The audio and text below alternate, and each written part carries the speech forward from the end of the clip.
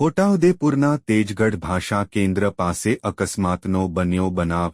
મોટી દુમાલી ગામના પ્રકાશભાઈ ઈશાકભાઈ હરિજનને નડ્યો અકસ્માત.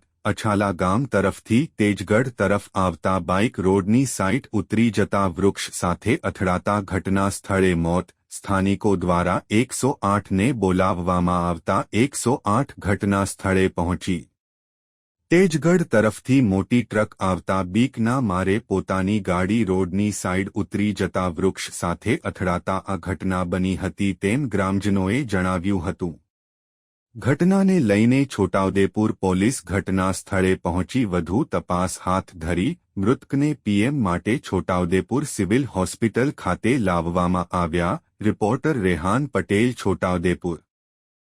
આજ રોજ મોટી ડુમલી ગામના રહીશ પ્રકાશભાઈ ઈશાકભાઈ હરિજન એ તેજગઢ હજામ તરીકે દુકાન કરે છે અને એ કંઈક અસાલા તરફ મકઈ ઉગરાવવા એમ કહીને એમનો બાપ દાદા જે અસાલા ગામ રાખી રહ્યા હતા તો ત્યાંથી કંઈક આવતા જે ભાષા કેન્દ્રની બાજુની અંદર મેં રોડ પર હોંબેથી કોઈક ટ્રક વાહન આવતું હતું અને એને બીકનો માર્યો. પોતાની ગાડી ઘુમાવીને એ ઝાડના અથડની અંદર ઠોકાયો અને તેની જગ્યાએ એ સ્થળ પર ઓફ થઈ ગયો છે. અને એના ગામના લોકો અમને કહેતા અમે જોયું પણ જે ટ્રકવાળો કોઈ અહીં ઊભો હતો નહીં અને સીધો ઝાડની અંદર ઠોકાયો. એટલે બીજો કોઈ પુરાવો અમારી પાસે મળ્યો નથી.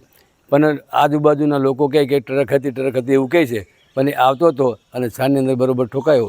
એને તે ગાડી અને બધું ભાગીને નવરું થઈ ગયું છે. મારું નામ છે વિઠ્ઠલભાઈ પુણ્યાભાઈ રાઠવા, ગામ મોટી દુમાલી, રહીશ